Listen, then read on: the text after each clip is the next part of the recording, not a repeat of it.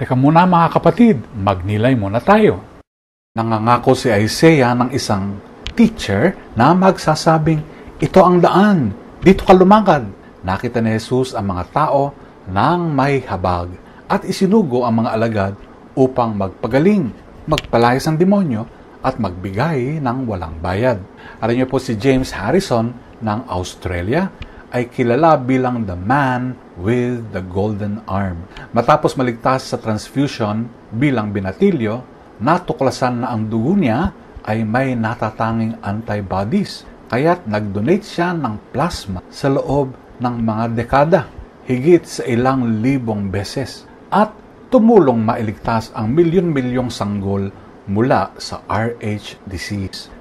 He spent a life quietly returning a gift he once received. Ito ang estilo ni San Juan Nicolas, lihim na awa at praktikal na pag-ibig. Ang mga alagad ng Adbyento ay hindi naghihintay ng perpektong oras. They move toward pain with what they have. Today, listen for the small direction in your ear.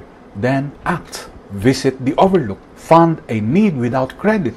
Pray over someone's fear and give time you don't have. Malaki pa rin ang harvest. Si Kristo ang nagbibigay ng compassion.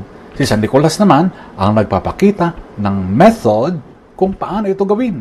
Freely received, step out, and freely give. Pagnilayan po natin ito. Amen.